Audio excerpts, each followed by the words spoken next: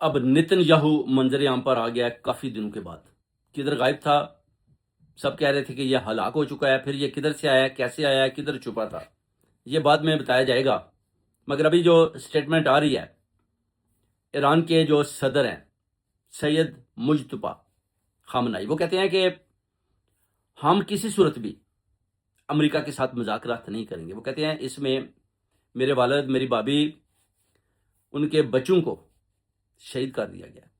وہ کہتا ہے کہ یہ کیسے ہو سکتا ہے؟ جب تک خون کا بدلہ خون نہیں لیں گے ہم کبھی بھی ان کے ساتھ مذاکرات نہیں کریں گے. امریکہ مشرق وسطی میں اپنے فوجی اڈوں کو ختم کرے، بند کرے، ادھر سے اپنے فوجی لے جائے، نہیں تو ہم ان ممالک کے اوپر بھی، مشرق وسطی میں جتنے بھی خلیجی ممالک ہیں ان کے اوپر بھی حملے کرتے رہیں گے.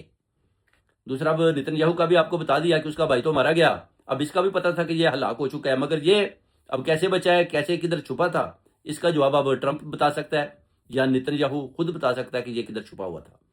اور یہ ایک بہت بڑا پیغام جو صدر ایران کے ہیں مجتبی علی خامنائی، انہوں نے امریکہ کو دیا ہے کہ آپ اگر باز نہیں آئیں گے تو یاد رکھیں آپ کا وہ انجام کریں گے کہ آپ رہتی دنیا تک آپ کا جو ہے نا اپنا لوگ آپ کو نشان عبرت بنا کر چھوڑیں گے اور یاد رکھیں گے آپ کے ساتھ ایران سلوک کیا کرتا ہے. وہ کہتے ہیں ابھی ہم نے 50 سال سے آپ کا انتظار کر رہے تھے کہ آپ کب ایران کی سرزمین پر آئیں اور ہم آپ کو بتائیں کہ آپ ایک قوم سے لڑ رہے ہیں. اس سے پہلے آپ نے جتنے بھی لوگوں کے قتل و غارت کی ہے وہ لوگ آپ کے ساتھ لڑائی کرنے کو تیار نہیں تھے. وہ سمجھ رہے تھے کہ آپ ادھر صرف اور صرف سمجھوتا کروانے آئے ہیں یا مذاکرات کرنے ہیں، مگر آپ نے سب کے ساتھ دھوکہ کیا.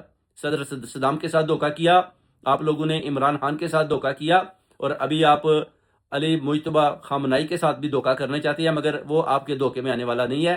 اس کو پتہ ہے کہ یہ جو ٹرمپ ہے اور یہ جتنے بھی شہباز شریف ہے، فیلڈ مارشل، اور یہ اسرائیل، سارے مل کر ایران کو فتح کرنا چاہتے ہیں.